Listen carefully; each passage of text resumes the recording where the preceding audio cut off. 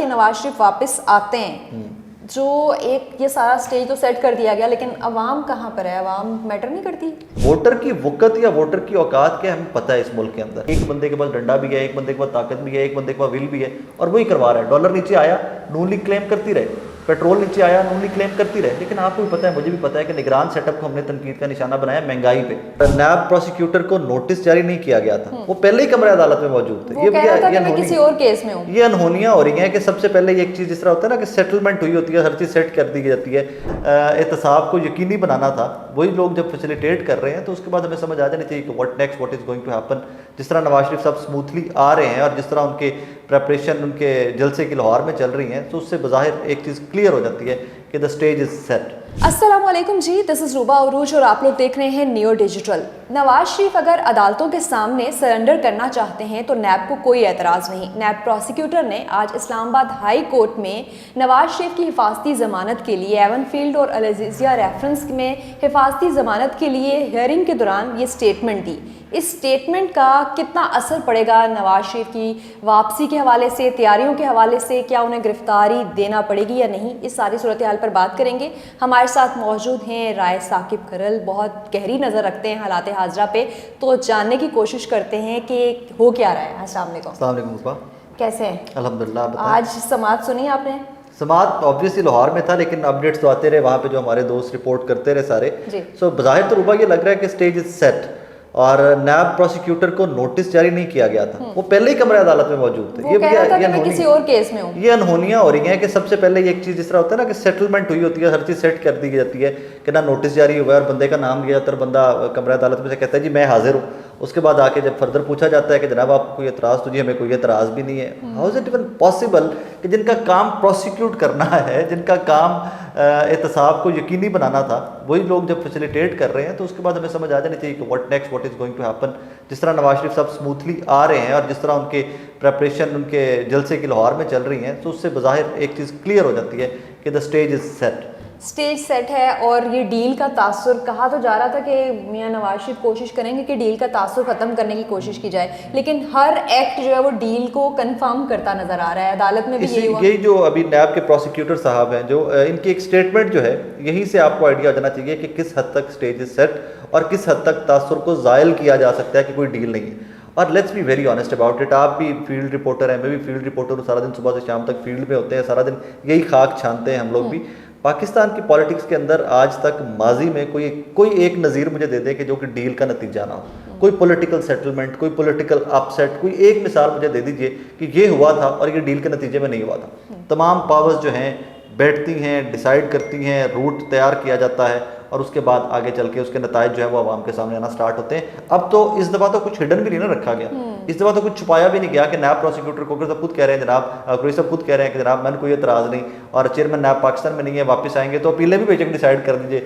Justice साहब ने कहा जिस तरह की अपीलें भी फॉलो क्यों कर रहे हैं आप, फॉलो क्यों कर रहे हैं फिर आप, बट लग रहा है बज़ाहिर कि जी चीज़ें नून लीग के फुली फेवर में जा रही हैं, एज दे वांटेड इट। खुद ही तो नहीं जा रही है। पहले आपने कहा कि स्टेज सेट हुआ, अब ये बताइएगा कि नवाज शरीफ वापस आते हैं, जो एक ये सारा स्टेज तो सेट कर दिया गया, लेकिन अवाम कहाँ पर है? अवाम मैटर नहीं करती। इसी का आपके पहले मेरे जवाब के अंदर इसका भी जवाब है कि जब स्टेज सेट कर दिया गया तो पाकिस्तान में अवाम तो मैटर नहीं करते। वो कहा जाता है ना कि जमहूरियत में वोट डालने वाले नहीं, वोट गिनने वाले मैटर करते हैं। तो इस पाकिस्तान के अंदर अगेन अगर कभी इलेक्शन होता है, तो जो मुझे अब बी वेरी ऑनेस्ट, मुझे तो भी इलेक्शन इन सर्कमस्टांसेस में होते नजर ही नहीं आ रहे, तो एट्स एनी गिवन पॉइंट जब कहीं भी चल के इलेक्शन होता है तो वोट डालने वाले बेचारे कहाँ मैटर करेंगे, वोट गिनने वाले मैटर करेंगे। और अभी कल का एक सर्वे है, एक थिंक टैंक है लाहौर का, उसका एक सर्वे है कि जी पॉपुलैरिटी के ऊपर, उसमें वो आज भी शो कर रहे हैं कि 62-63% पॉपुलैरिटी इमरान खान साहब की है। तीनों को मिलाकर, मरियम नवाज साहिबा को, शहबाज शरीफ साहब को, नवाज शरीफ साहब को मिला के, तीनों इस खानदान के लीडरान को मिला के इनकी पॉपुलैरिटी शायद 20-21% पे लाहौर में शो कर रहे हैं, जिसको आप और मैं खुद अपने मुंह से, मुझे याद है मैं कहता रहा हूँ आज तक कि जी लाहौर नून लीग का गढ़ है और इस कला है ना नून लीग का।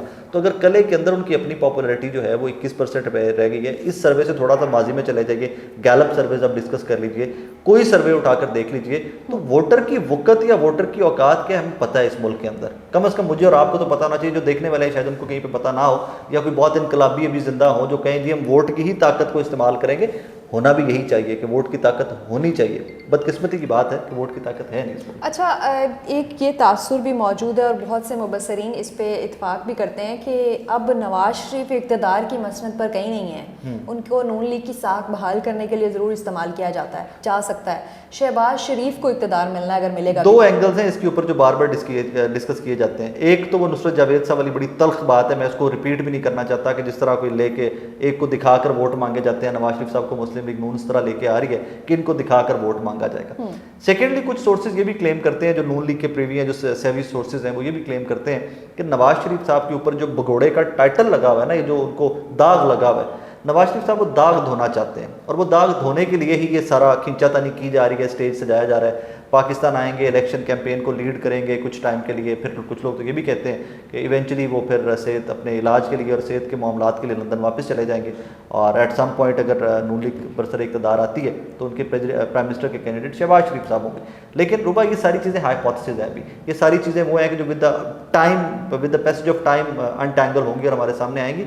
लेकिन कुछ हालात वाक़यात देखें तो ये बज़ाहिर वाकई में नज़र आता है कि नवाज शरीफ साहब अपने ऊपर जो लगा हुआ दाग है भगोड़े का, वो धोना चाहते हैं। As student of political science आप भी हिस्ट्री पढ़ चुके हैं, और स्पेशली नवाज शरीफ की जो सियासत की हिस्ट्री है, डू यू थिंक कि नवाज शरीफ एग्री हो जाएंगे एक सियासत के मंजरनामे से गायब होने के लिए, और वो अपने हाथ से सब चीज़ें प्लेट में रख के शहबाज शरीफ को दे देंगे? मरीम नवाज जो इतनी अग्रेसिव हैं, कैसे मैनेज होंगी? देखिए, मरीम नवाज साहिबा के लिए ही तो हो रहा है जो कुछ हो रहा है, क्योंकि आपको याद होगा माजी में जो लोग कहा करते थे ना, जो आज कांटा इमरान खान साहब पे लगा के बैठे हैं, वो यही कांटा यही लोग नवाज शरीफ और मरीम नवाज साहिबा पे लगा के बैठे हुए थे। वो तब भी कहते थे कि शहबाज शरीफ की ज़ात के ऊपर कोई कांटा नहीं है। तो अब अगर नवाज शरीफ साहब को अपना कांटा थोड़ा सा मदम करवा के मरीम नवाज साहिबा से कांटा रिमूव होता है, तो आई थिंक नवाज शरीफ साहब वो करेंगे, और बज़ाहिर यही लग रहा है कि यही होगा कि that is what is in the air of Lahore, कि मरीम नवाज साहब आपको लाहौर के पंजाब में कहीं ना कहीं नज़र आएंगी और शहबाज शरीफ साहब ऊपर चले जाएंगे। तो फिर यानी वो उनकी निगरानी में काम करने को तैयार हो जाएंगी। यस, वैसे तो वो तस्वीर भी नहीं लगने दे रही जलसे में और कहीं पे, तो लेट्स सी। अच्छा, ये भी बताइएगा कि -3 की भी एक गूंज सुनाई दे रही है, वो क्या है? आई डोंट थिंक सो कि एट दिस मोमेंट कुछ भी माइनस हो रहा है। रीज़न कि अभी फजलुर रहमान साहब ने जो ट्विस्ट लिया है पॉलिटिक्स के अंदर, माइनस पॉसिबल नहीं होगा, माइनस किसी भी कीमत पे पॉसिबल नहीं होगा। हाँ, एक माइनस है, और वो भी माइनस जेल की हद तक है, वो इमरान खान साहब है।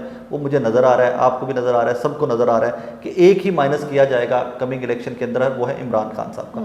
और वो माइनस इसलिए किया जाएगा कि जनाब वो जितना फ्यूरियस हैं, जितनी उनकी पॉपुलैरिटी है, वो अनकंट्रोलेबल हो गए हैं, कि बहुत सारी ताकतें जो कंट्रोल करके पाकिस्तान की पॉलिटिक्स को जो इंक्यूबेटर प्रोवाइड करती हैं, इमरान खान साहब उनसे या उस इंक्यूबेटर से आउट ऑफ कंट्रोल हो गए हैं। तो उनका यही है कि आए दिन देखिए जिस तरह जितनी तेज़ी से इंसाफ नवाज शरीफ साहब को एक दिन में मिल रहा है, उनको तो महीनों में नहीं मिल रहा, हफ्तों में नहीं मिल रहा, और बाहर लग रहा है कि सालों में भी ना शायद मिल सके।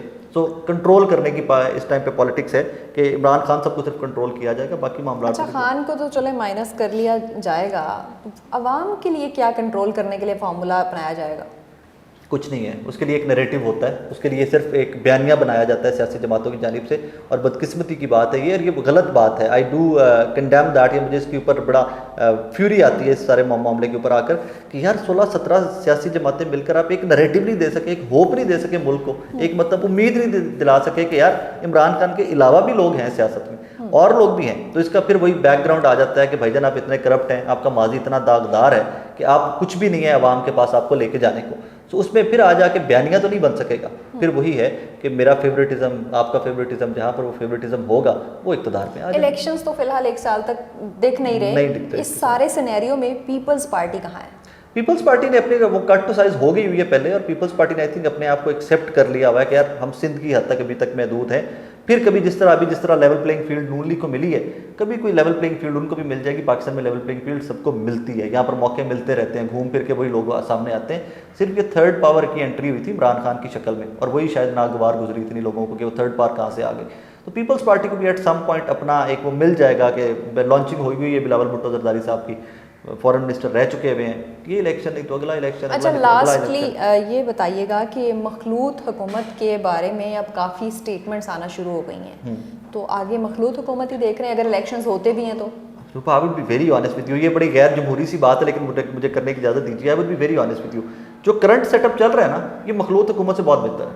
कम अज़ कम इसमें एक बंदे के पास पावर है, और वो प्राइम मिनिस्टर ऑफ पाकिस्तान नहीं है। बेशक केयर टेकर, वो आपको भी पता है, मुझे भी पता है कि उनके पास पावर नहीं है। एक बंदे के पास पावर है तो कम से कम कुछ डिसाइड तो कर सकता है ना भाई कि ये करना है, ये गलत है और ये सही है, उसके फ़र्क के ऊपर इंप्लीमेंटेशन तो हो सकती है।